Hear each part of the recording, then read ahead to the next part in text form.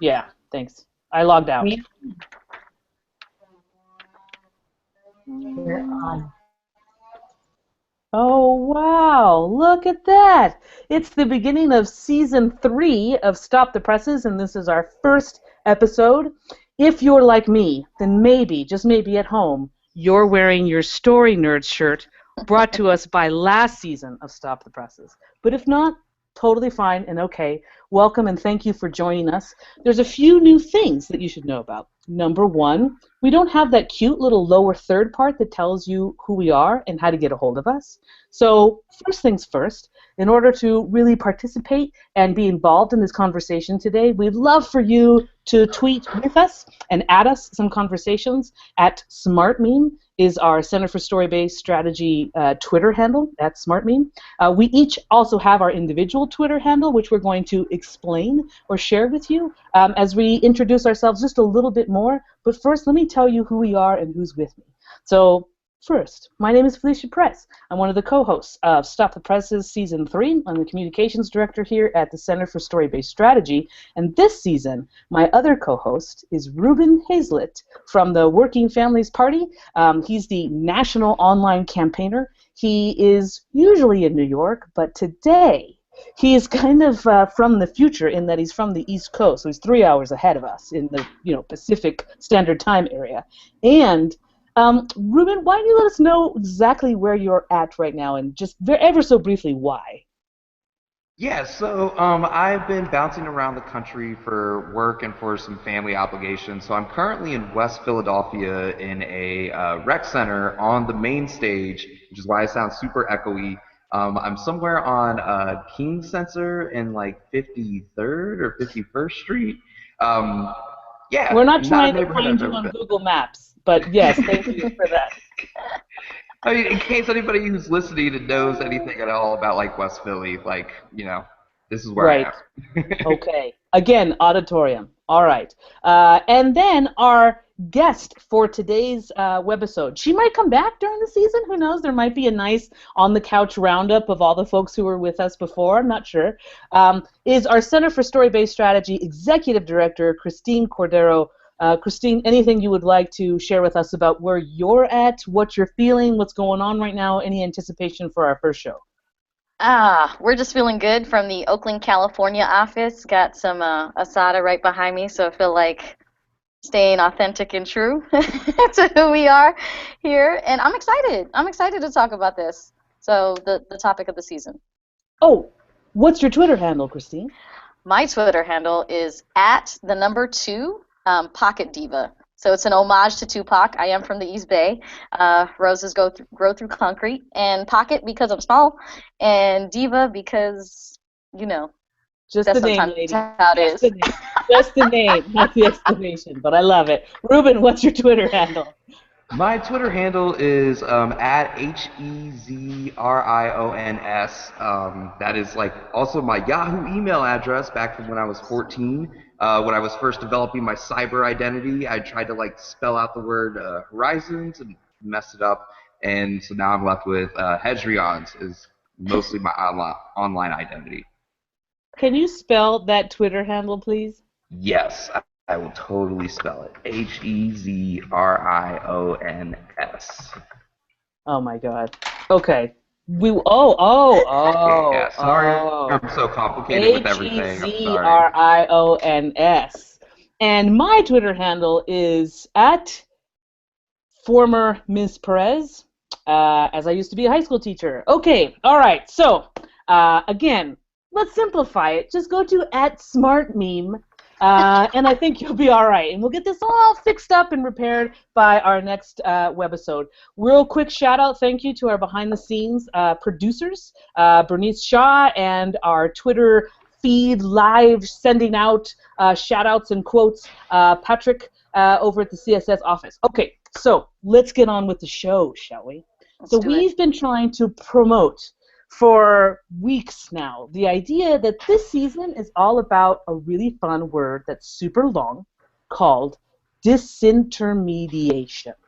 Now, here's the history of disintermediation. In the 1960s, it really sort of took off when people were deciding, why am I putting money in a savings account in a bank so that the bank can get more return on the money in my savings account. When what I can do is get rid of the bank, get rid of the middleman, and take my money out of savings and actually put it into the stock market directly and make more money. So that's the history of sort of like where disintermediation comes from, getting rid of the middleman so that there's more sort of option, money return, and opportunity, and direct deciding where your money is going to be spent or put in to make money. Lately, though, disintermediation is not necessarily about that. It's actually right now about removing or somehow getting rid of jobs in many ways, so that technology is there to help us instead. So some examples that are from the internet, when cashiers are replaced by self-checkout lines, not a fan. When gas station attendants, which I used to be as a kid, you go around and you're the self-serve person who's pumping the gas in cars, got replaced by self-service pumps. When travel agents got replaced by online ticketing, and when video stores got replaced by things like Netflix and other streaming options. But lately, we've been seeing things like the effects and other forms of disintermediation all over the press. For example, Entertainment Weekly is all about disintermediation in Crime Spree, notably the podcast Serial. Disintermediation, talking about how we get maybe more diversity in television shows with streaming options. Disintermediation in let's get rid of, that person who shows us a house in real estate markets. Instead, let's go to virtual reality videos and just see it in a different way. Or disintermediation, the idea that actors, famous people, they're sort of their own press people with Facebook and Twitter, and so they're putting out already what they want people to know. Or, my favorite, disintermediation, these self-driving cars, getting rid of the driver, getting rid of you, me. What? And where this all came from was a really awesome article called The Art of the Steal in Time magazine. And it talks about how potentially this could be an answer for why our friend, not friend, foe, potential presidential candidate for the Republican Party, Donald Trump, is explained in terms of how is he winning so many primary elections. His direct connection with his 14 million plus followers on Twitter. So as we have presidential nomination Kennedy being sort of the guru of television in the presidential election of the past, is it possible that Trump and Sanders and others in the election now are becoming the masters of a new form of communication online and really at the crust of disintermediation? So we're going to dig deep this season on the pluses and minuses of this new sort of moment and phenomena that we're in right now with technology and communication. And to get started, we're going to create some lists. So kind of divided up disintermediation into three potential parts. The getting rid of the middleman for consumption and production, the getting rid of the middleman for storytelling and stories, fiction and nonfiction, and the getting rid of the middleman for press and news. And then are there others? So we're going to start making some lists. Please join us if you feel like we're missing any.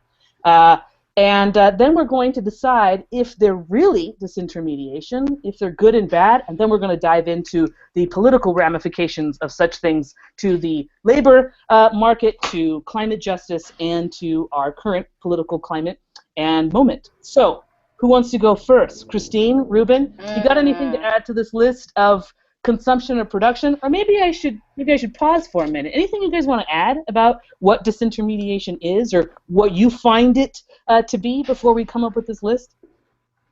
I think the thing that's interesting and somewhat insidious about this is like sort of the appeal of like authenticity. When you say like cut out the middleman, you're like, we're going straight to the source and like dealing with somebody who's like a little bit more real than like this like fake middleman. And I think some good examples of that are like Airbnb and like Uber and Lyft, of like sort of like erasing the cab driver as a person and replacing it with like just Joe Schmo down the street. But they, it essentially turns them into a cab driver anyway. But I think that those are two big things that have like revolutionized sort of like urban living for us is like Airbnb and Uber as a sort of disintermediary against housing and transportation. Christine, anything else to add?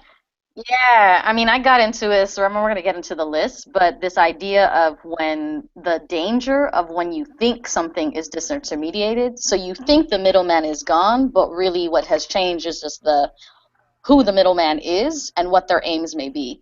And so I don't want to go further than that, except to say like it's interesting when thinking about it on the one hand from a product and service side, and then my mind always goes to organizing and power building, and what does it mean when you take out the middleman, especially if we're talking about elections and Trump. But I'm sure we'll get there. Oh, yes. Oh, yes. But thank you both for bringing up these two ideas that we're going to hit before this show ends. One, fake authenticity of, whether something is or isn't. And then, also this idea that's very similar, practically the same that what Christine's talking about. Like, how do we know when something really is or isn't getting rid of the middleman, or if we're just replacing it? So let's start with this list. First category, consumption and production. So disintermediation of products. Alicia? Sorry. Yes. I was getting a bunch of static, but I don't know if that's just me or Ruben. Sorry. Me or was anybody else hearing? No. Was I the only one hearing it? Okay. No, I totally heard it. Okay. You heard it too? Okay. Okay, but you're clear now, so sorry. Keep going. I just didn't want people to miss what you were saying. Yeah. All right. All right. So I will try and be less staticky. I will explain where these headphones came from later. Okay. So consumption and production. Examples? Anyone? I can start. I'm happy to start. All right. So the first thing that popped into mind actually were things that I wish are not currently disintermediated to the point I wish they were. So I was thinking of air and water and food. So this is crazy, right? When I started to think about it, I was like, man. So on the one hand, let's start with water, right? As Flint was on my mind. And this idea of they've managed to take what should be, I mean, we all need water to like live. So something that then gets a middleman put between it. So there's like a spectrum, right, of intermediation. There's like the bottled water, that Nestle and Aquafina and all those, actually that might be the same company, but the bottled water companies that supposedly do something to the water to quote unquote make it safer, and that's supposedly the intermediary value that they add, except there was I think a recent study that showed there were like 27,000 chemicals in bottled water that sometimes don't even show up in your tap. Then there's like the Brita water filter systems, and then there's the tap water from your sink, right?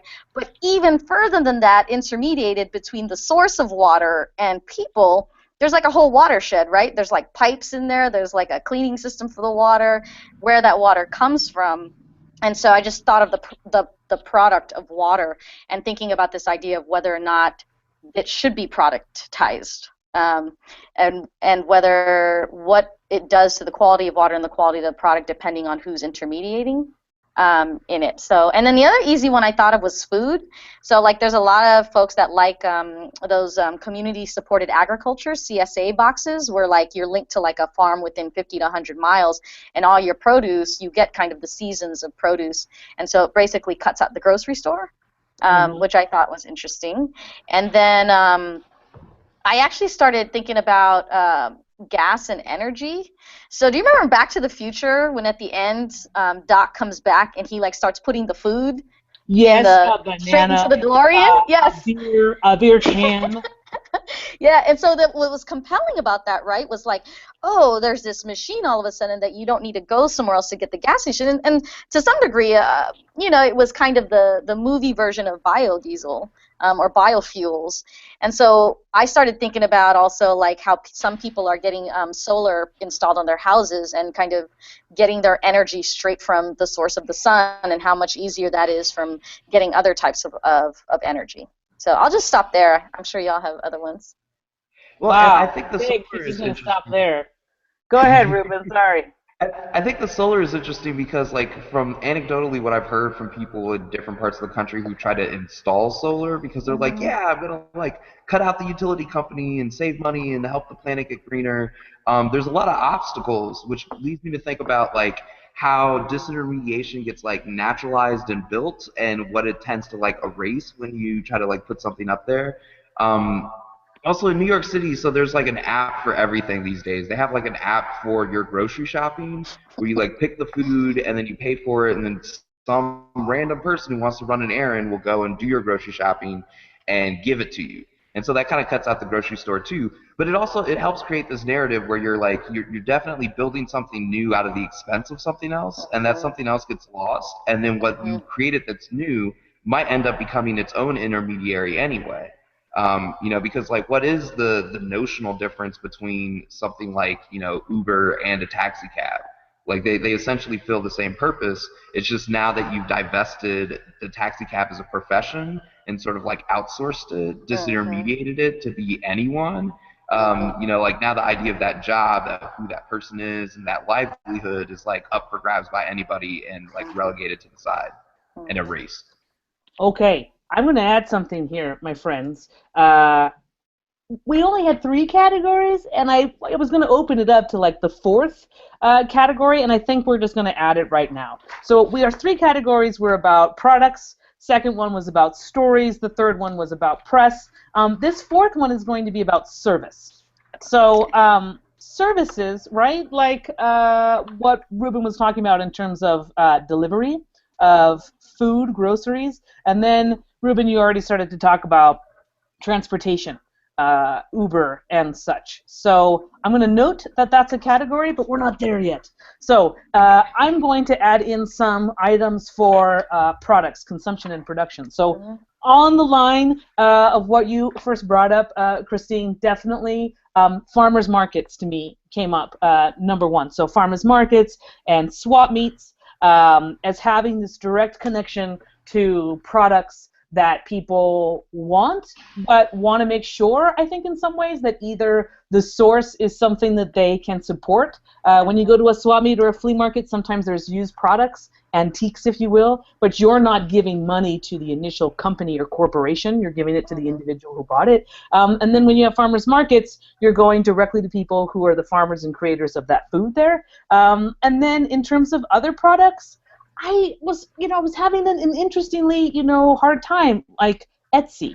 So Etsy and the Amazon homemade space, where these are artisans or craft people, right, who are making things, and then you're directly buying from those individuals. But here's the thing that comes up for me in this category, and it's going to come up in the other categories as well, is that idea, right, of is it true? Is it authentic disintermediation if what we're doing is still having a middleman, only the middleman is there in secret, like a trolling middleman, right? So is Amazon Homemade the in-secret middleman because they're still making money off of people providing their goods and services?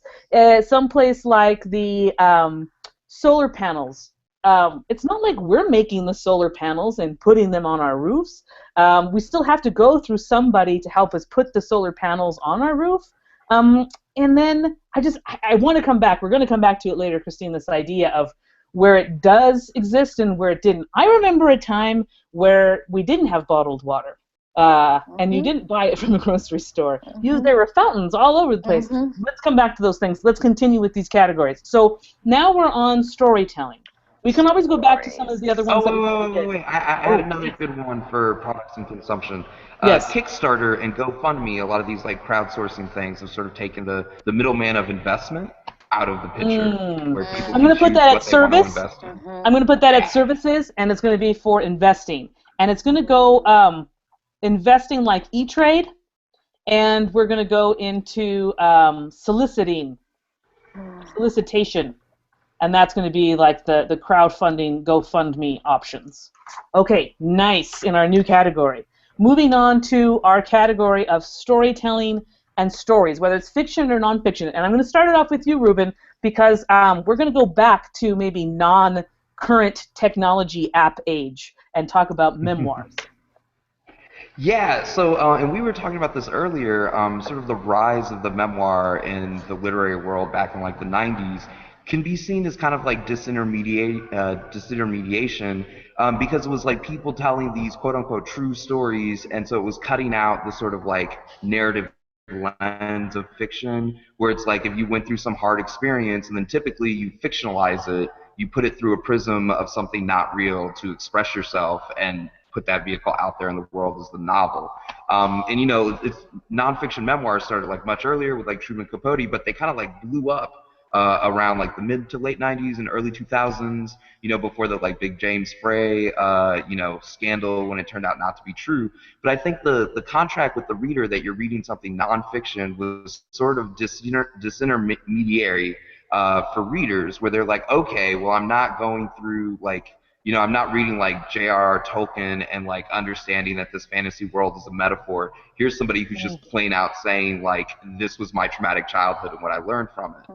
And so it was sort of like cutting out the literary conventions of storytelling to be able to like, you know, reach your audience in a more intimate way. Okay, okay. Any other ones that you want to mention, Ruben, before I hand it over to Christine? So in storytelling, so there's the memoir, there's also like video blogging, and like these days, like when Beyonce's Formation video came out, it was almost easier to find all these fan reactions to the video than it was to find the video on YouTube. So that's also like a different way of like communication and storytelling in general that is like sort of taking even the content of it out. Like, you know, a lot of those fan reaction videos are hilarious, and they're almost as good. They're nothing as good as Beyonce, but they have their own entertainment value in and of themselves. All right, so you started us off with memoirs. You took us to sort of the more contemporary digital version of memoirs, known as blogging. Then we have also YouTube as a space of directly being able to upload content and directly get content from individuals. I'm going to add Vimeo. I'm going to also add this idea that like you can sort of completely create like this could also go in products, but I'm going to put it here, this idea of web building. So you can build any sort of content and any sort of story by constructing your own website, and now it's not necessary that you're an app builder or a coder by profession, as there are all these different ways to make it, quote, easier so that you could do it yourself. And I'm going to hold there and go to Christine. Yeah, my mind took me immediately to two different places. One is the kind of pseudo disintermediation, or maybe partway intermediation. So I thought of those books from when I was a kid, the Choose Your Own Adventure books. Sure. So it disintermediated like a linear, like a clear through line of a narrator and this idea that the reader could pick. It reminded me of gaming too, all kinds of different games you could play, a lot of role-playing or adventure-type games where there is some real choice, and then to some degree there's some illusion of choice, right, on the narrative. But some whole games actually have the storyline completely changes depending on what you choose and what you do, and what characters you pick. And then I also thought of games like a bunch of my nieces and nephews are into Minecraft. So this idea of like you are self-building and self-creating your own worlds that you then play in. There's also like a version of that of old school like Super Mario Brothers. As this was like super huge where people were making their own levels and then playing them. So there's stuff there. And then the other branch it took me down was history. So who gets to craft the dominant narrative of history and the stories? And, you know, I think when I think of high school and like who read, you know, the glorious United States history or whatever, there's somebody who's crafting the story of history, right? And it made me think of one of the books that changed my view on the world writ large, which was Howard Zinn's People's History of the United States. And there was an accompanying like 300-page primary sources book that came with, or you could get with people's history, and this idea that primary sources are a way to disintermediate history. So you get like firsthand accounts that you then have to make your own meaning, do your own critical thinking on what you think the story was of those events that had happened. And then the only last ones I'll do is, I mean, I think there's just one last, can I do one last one? Please stop, yeah. One last one. Yes, So no, I started thinking about how like our social media feeds are us co-creating stories with our community. So we brought up a... No, you have to stay there. You have to stay there because that's the next one on personal press. I know it's story, but it might be a straddler. It might be a straddler. I'll stop. Facebook and Twitter and Instagram and all of those sort of moments might be a straddler. So hold on there. So hold on here. Reality TV shows. That's it. Okay. Oh, okay. I Oh, think in okay. talking about Reality. I think in talking about Yes, history Ruben. and disintermediating history, another interesting lens of looking at that is like archaeology. Like when I was in college, you only had to take one prerequisite to be able to go out and do archaeology and be in the field and What excavate the and everything. So you're dealing explicitly with history, and you have to make your own meaning, but you're also taking like the textbook and the professor out of the whole equation and just experiencing the physical remnants of what's left of history by yourself and creating your own narrative from there. Okay, we're going to pause for a moment. We're creating some crazy lists right now, some that are completely out of left field, and I'm like, what? Did you not hear the definition? Others, I'm like, oh my God, that's so crazy deep. So here's a moment that I want to pause. If you're listening or you're watching, please, if we're missing something in our lists, or if you're now thinking about all these different versions and examples, tweet at us at SmartMeme on Twitter, or go ahead and message us on our Facebook page, Center for Story-Based Strategy. Get a hold of us somehow and let us know what you're thinking and what lists you're making up right now. But as Christine was talking, I had some ones that just went boom, came up. Archives, any archive collection, right? Mhm. So any space place that is collecting posters, collecting audio things, and collecting letters, collecting any piece of our history, and we have these archival spaces, and right now there's sort of this moment of everything being digitized. So whether it's online or in a physical space, the idea of an archival space definitely potentially plays into this idea of nonfiction storytelling.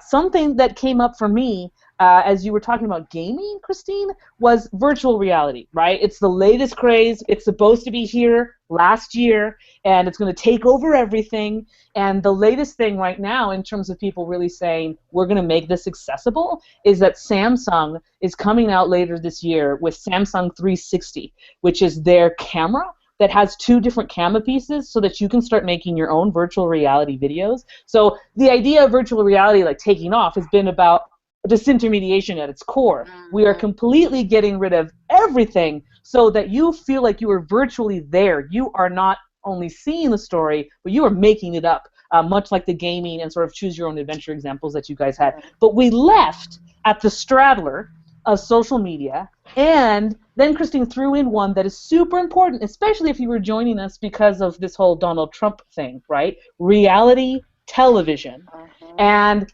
sort of podcasts. Sorry. So reality television and podcasts and this idea of streaming television.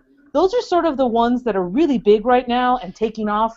With you have Serial, right, in Mhm. its second season, completely one person, one journalist deciding what the news story is going to be for months, for podcasts on end. And then with streaming, we have Making a Murderer. I believe we've all seen Making a Murderer, and Mhm. that being this really intense moment of disintermediation because where else are you going to see a documentary that's 10 hours long? So you have these moments of storytelling where you feel like you're getting rid of and going directly to the source. But as we at the Center for Story-Based Strategy know, storytelling isn't always necessarily about the truth.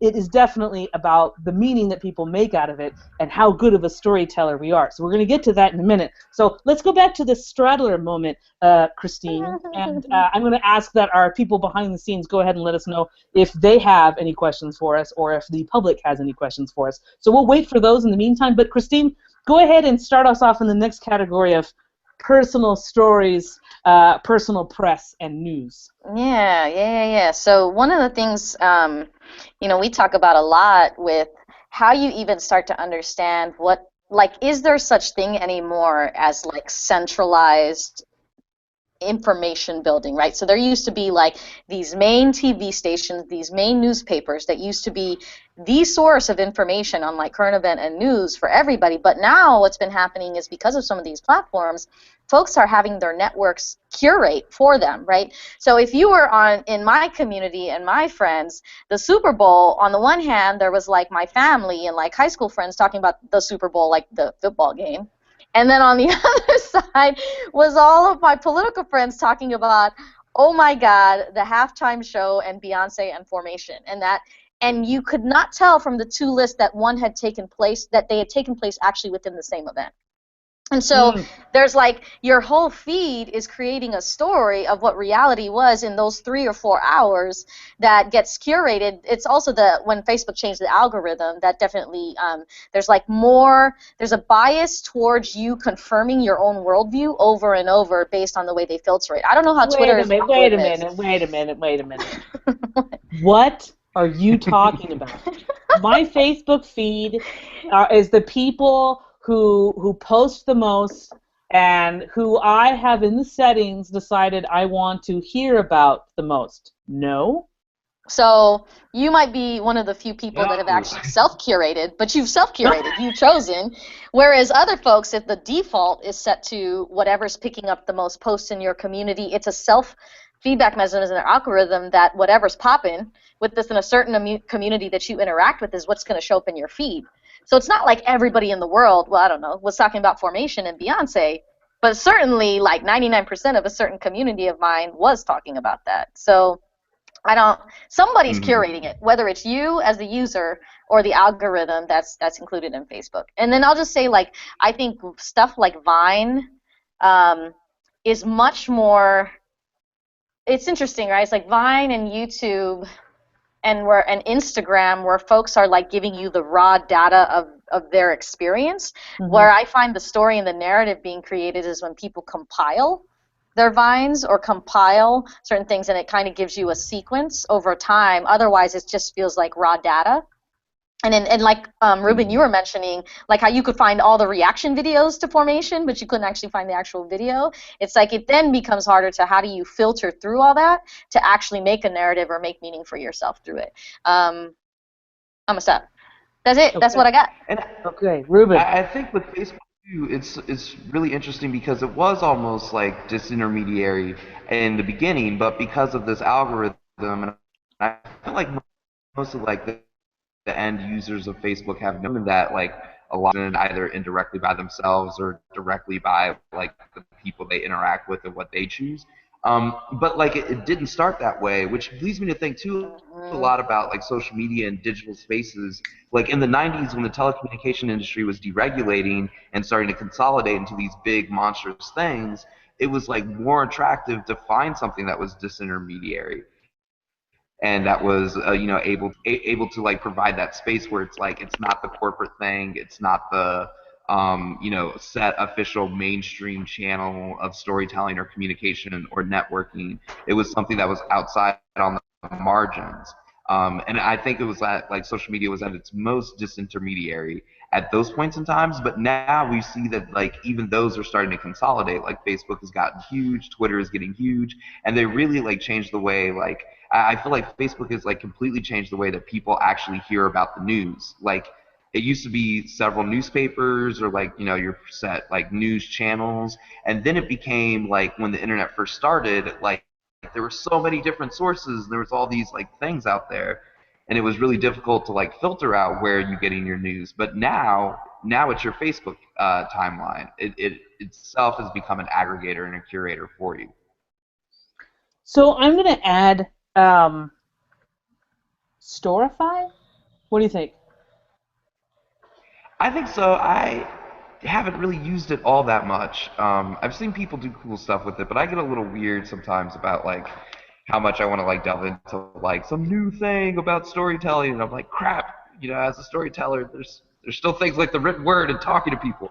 Okay, but what about Snapchat? Does that count as a personal press?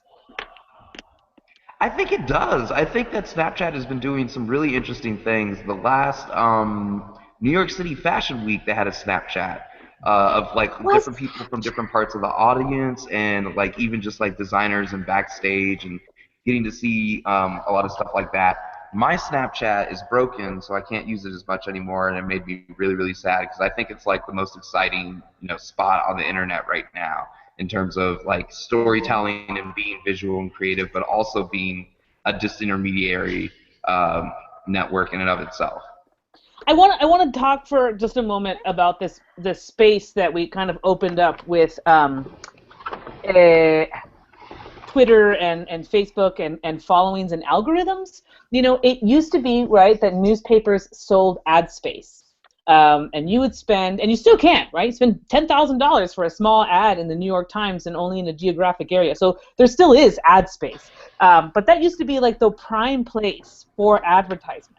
And I feel like the change in the algorithms for Facebook and many of these social media online platforms for communication and personal press have changed because they are now not just about disintermediation and connecting people. Now they've included this middleman, which is companies and corporations that are there to change the algorithm so that we can find out what people really like, so that that little feed that comes up on the right-hand side of your Facebook of advertisements, it's not a coincidence that it happens to be showing advertisements for everything related to your job, your family, your friends, or your interests. So I think that what I'm hearing from you all too is that over time, while some of these, sort of like new technological, advances and things that are supposed to help and support things might initially from the get-go be true disintermediation in a way that's positive and helpful, over time they change and adapt and shift in a way that really reveals some of its negative parts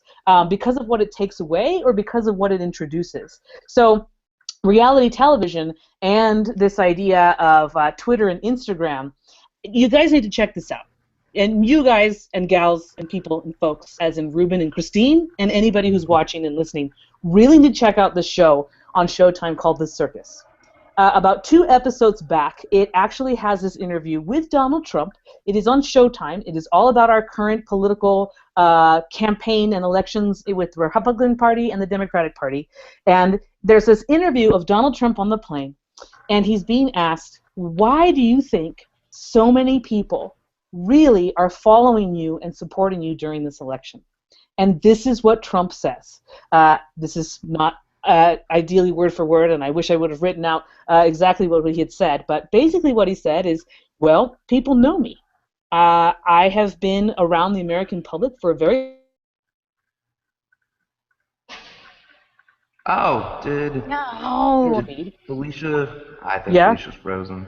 There you Okay, go. now You're you're unfrozen. back. Okay, did Elsa say, am I unfrozen now? Okay, so where was I? What did I leave out? You were about to quote him. Oh, I was about to quote him. Okay, so I don't think the interwebs want to know what Trump said. Hold on. people have grown up with me. I agree with the interwebs almost as a principle. Felicia, Not you keep saying that Trump- Felicia, you keep freezing on when you're gonna say what Trump said. Oh my God, I keep freezing?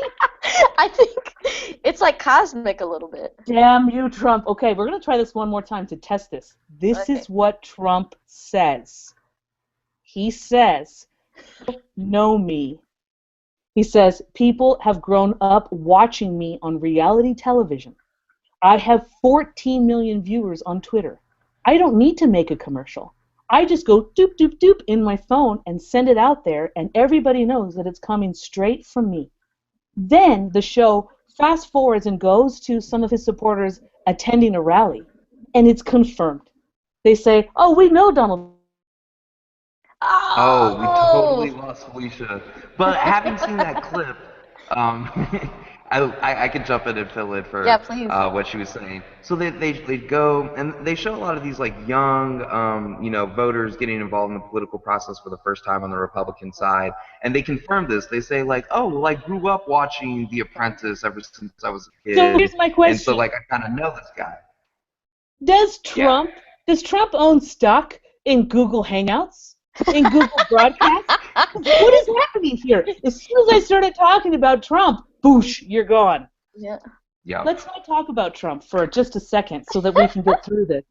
Let's talk about our list of services, okay? So we're going to pivot now to the last of our list and then talk about the pros and cons of disintermediation. So services like delivery, transportation, investing, soliciting, different fundraising mechanisms. What else? Like, for example, does what's the swiping one? Does Tinder count? Hmm. Somewhat. I think that's interesting. I think what it does more is it's like gamifying online dating as opposed to like being a disintermediary.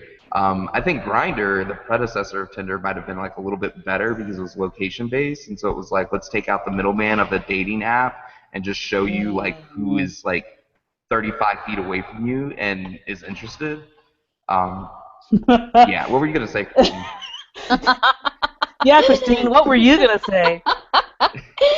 um, I feel like dating Because got here's disintermediated what a I was long time thinking. I was ago. thinking, What? I was thinking the middleman you were getting rid of was like the bar, or like the social scene, or like the space where you would maybe Mhm. find people. You know?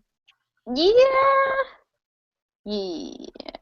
Yeah, it's disintermediated the social interaction.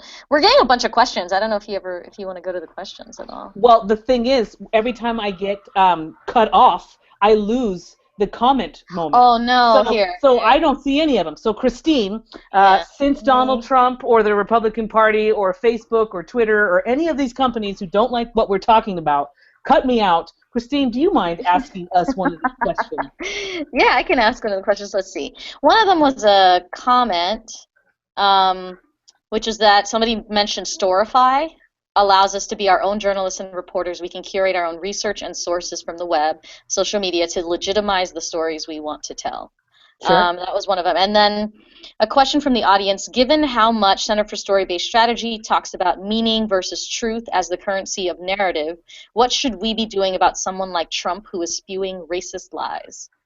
Okay, I think so that's an interesting question. these are great questions and comments, this last one in particular. So I'm done with the list. I think we have explained to ourselves, to our viewers and to our listeners what we're talking about here and just how deep and how intense this idea of direct replacement, non-replacement of services and goods and storytelling is having a very, very, very deep impact and effect on our daily lives and in our political lives. So I think what I want to do now, if it's all right with folks to kind of get at these questions and comments, so Ruben, Christine, give me a thumbs up, give me a yes or no how you're feeling about this. I want to talk about the good, the bad, and the ugly.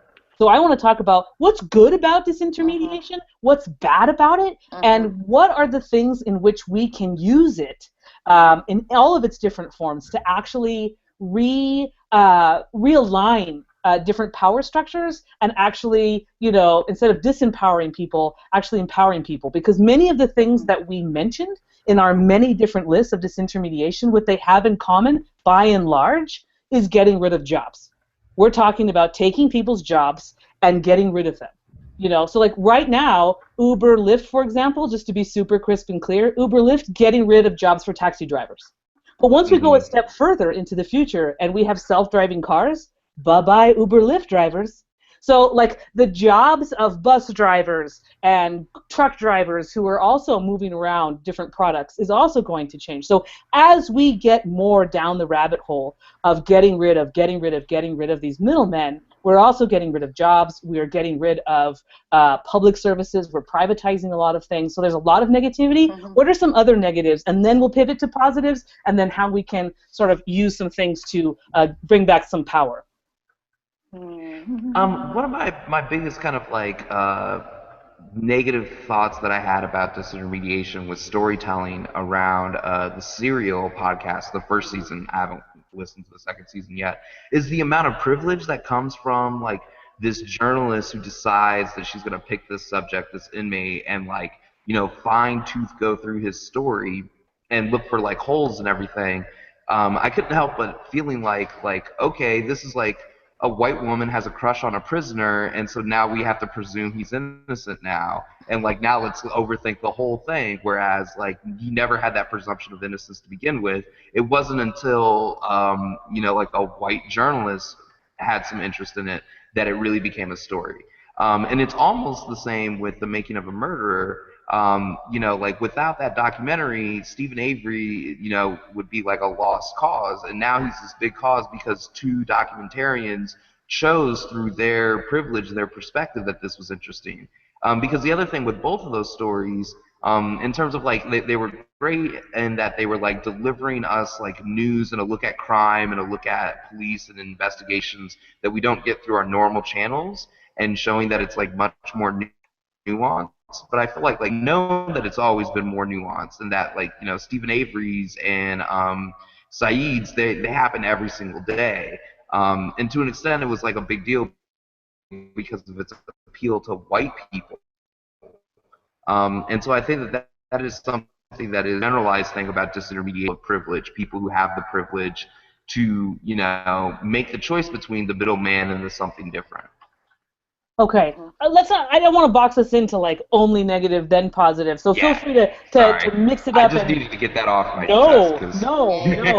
I appreciate it. I was just automatically thinking about something positive because of what you had said, and I didn't want to have to wait so long for it. So Christine, you got something?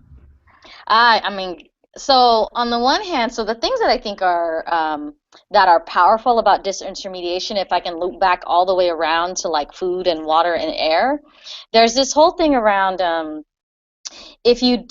relationships that get closer and closer by disintermediating with something like a consumer or a person who gets closer to their water source. To me, that's interesting because the more intimately you know something, the less you're likely to harm it.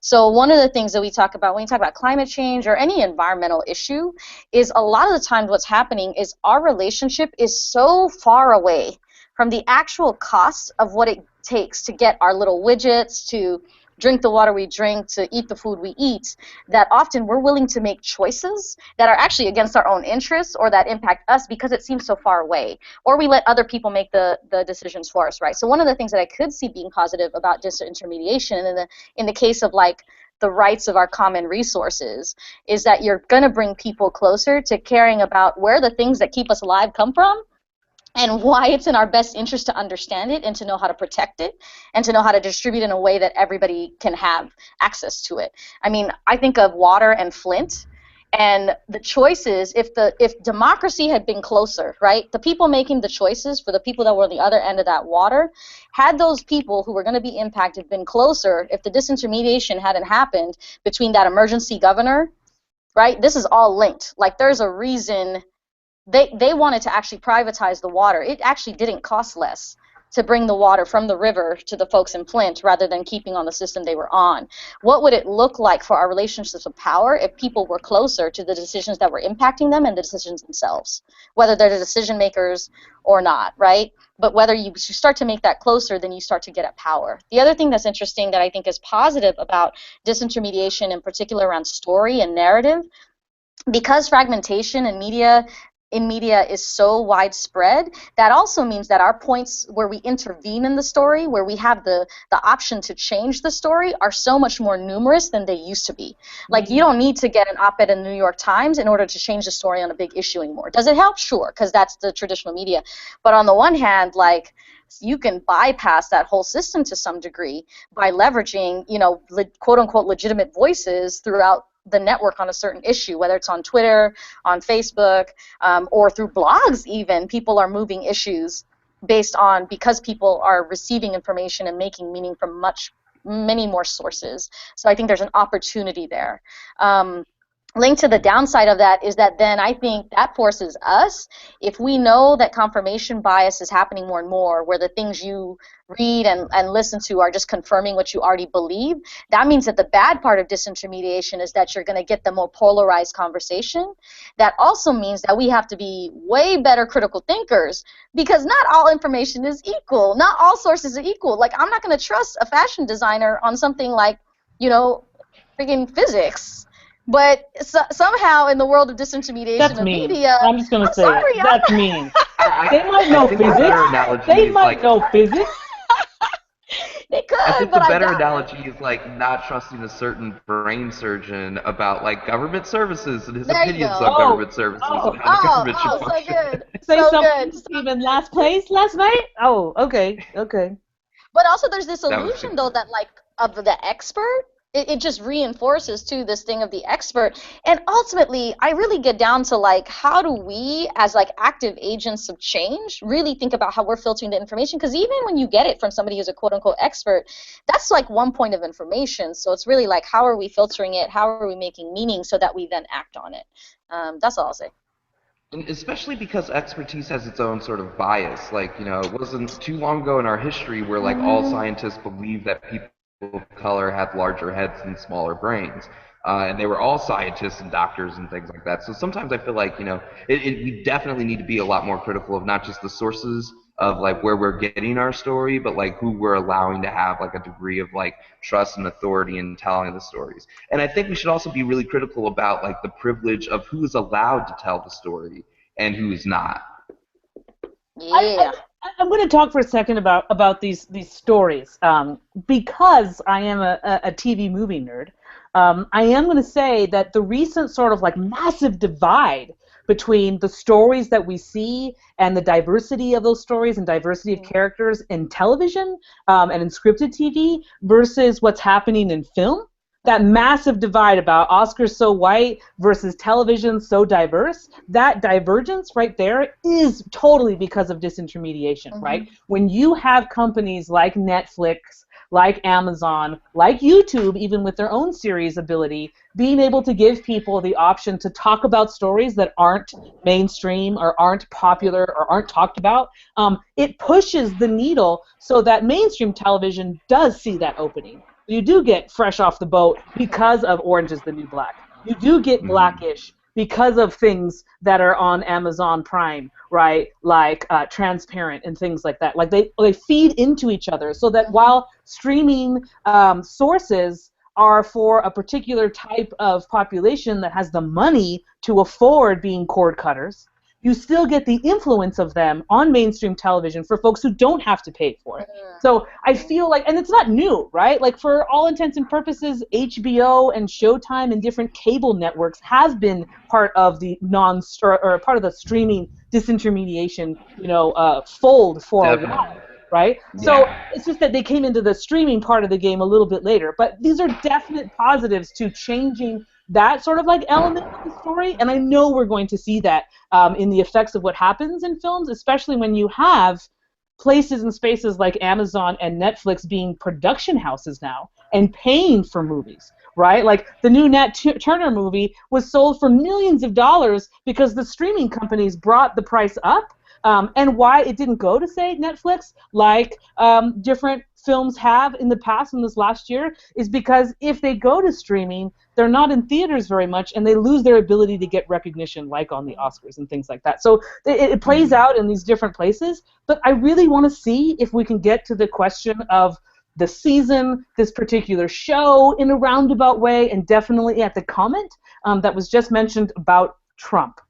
How do we get to this moment where Trump's Twitter followers, where Trump's reality TV show and its success all of a sudden mean that whatever he says is casting this huge net and is seen as truth when it's not, right? Trump has had several commercials and several moments where the pictures and images or the sources of his information are fact-checked at the end to be absolutely false. But is it because he's not twittering or tweeting or sending messages to his followers, I am lying, that they don't think he's lying? Like, what is it going to take to actually get a really great storyteller? Because Trump is an amazing storyteller. He gets really awesome characters, really great conflict. The foreshadowing he gives is outstanding. How do we give or expose storytellers as storytellers and liars in this sort of space? Is it about us having a big following as well? Like, do we match his following? Do we match his reality TV? What do we have to do? Well, I think we have to start with like the assumptions that Trump always uses in which to tell his story. It's like if we're going to do the battle of the story, we got to do the battle of the story and start with the assumptions that he has and make sure that we're crafting our counter narrative in a way that subverts all of these values that he has, that he's trusted, that he knows what he's talking about, and and that's all based on his wealth. And so like trying to like create the counter narrative that shows that like because of his wealth and because of his isolation that came with his wealth, he actually really doesn't know what he's talking about, and he's wrong almost all the time. Oh, and I'm sorry, there's some noise in the background. I'm gonna mute myself. Somebody's Okay. starting a basketball game. I know. Talk about the assumptions. Like, apparently now Ruben's talking about assumptions, and now people are building crazy things to shut him down over there. Christine, what do you got? Yeah, no, I love it, Ruben. I was just about to say that. Like, I don't know if it's about like trying to yell at the same frequency Mm, as Trump and his supporters. It's about understanding what is so powerful about the story that Trump is telling folks, right? That is bringing them closer. And one of the things that's fascinating to me is the whole, what is it? Make America Great Again. yes. I feel like Trump is like a walking dog whistle. So this idea of like he is saying things that are tapping into like deep-seated fear of, to me, what is like a bunch of white folks, which is interesting, right? He's saying, I want to bring us back to the days where there was a poor and middle class white folks, well, you will have your standing again in society. And all these other folks are going to try to keep it changing in this direction, even though we know that like the reason why there have been ways in which inequality has hit people at different levels, and to some degree Trump is like, I'm gonna take you back to this day when everything was okay, and like he's playing, and what's beautiful about the foreshadowing, right, that's really genius, is like there is both the negative foreshadowing of fear, and like if you don't go with me to do this, those people will come, the hordes of people, brown and black people who have been taking your power will continue to come on, to the positive foreshadowing, right, of like we will get back to this past. And so to me, there's like some deep-seated stuff we need to really look at around like with white folks and like what's appealing about this, because he is appealing to what people are, it's like inequality that was made by a certain set of people who have the wealth and the power in this country that is then getting put on and blamed and fearful on the same folks that are losing even worse than poor and working class white folks. So it's this like mismatch that looks crazy, and to me part of it is understanding that and undermining it with different messengers. Like a part of me wants to do audience breakdown, right? Like, and be like, talk to those folks, who do they listen to besides Trump? Do you start to undermine Trump himself, or if going at it in an oppositional way isn't really the way to get at it, because there's really fear underlying why people follow him, versus whatever it is, whether it's fear or greed or some other things, people feeling uncertain and in danger. And how do you actually get at that rather than try to respond to just what Trump is saying? Yeah, I mean, so what's interesting to me is that it's not a new thing, but there seem to be more of them now, more than ever. These like fact checker moments at the end of different sort of either campaign moments or different sort of spaces where folks are talking in debate style forums. You'll have different newspapers, different websites. Like, we are the fact checker, and if they're lying more, they get like a bigger Pinocchio nose. Like, how many Pinocchio noses? And I feel like there's only so many times we can say that somebody isn't telling the truth before we need to pivot at that's not what's actually driving people right now, right? And I love this idea that you mentioned, Christine, of Trump being a walking dog whistle, you said, because not everybody hears the dog whistle, right?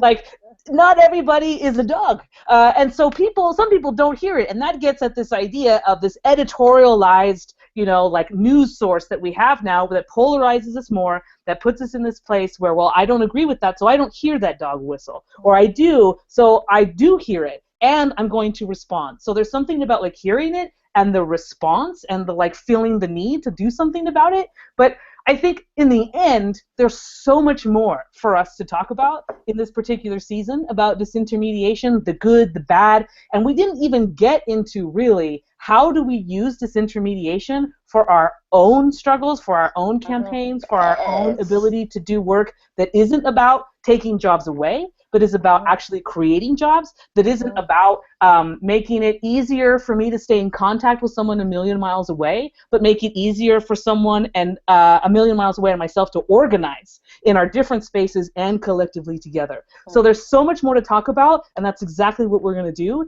in our next 3 webisodes, where hopefully Ruben will not be in the middle of a basketball game in Philly. And hopefully, yes, Ruben? I think they're actually setting up for some sort of theater, like, after-school program. I'm not sure exactly what it is, but it seems really awesome. I'm excited for it. And that's Ruben live from the auditorium in Philadelphia. So we're going to say goodbye for now, but please, if you're listening or watching, just so that you know what's happening on our next webisode next month, it's all about reality television and whether or not it's real and how real it isn't or is. So that's where we're going next month, and we hope that you join us, whether you're in the auditorium next month or not. We're turning all of our webisodes into podcasts so that if you didn't like seeing us, well, maybe you liked hearing us. And that's all we have, so we'll see you next month. Thank you, Story Nerds. Thank you, Christine. Thank you, Ruben, and we'll talk to you later. Thanks, Felicia. Thanks, Ruben. Bye.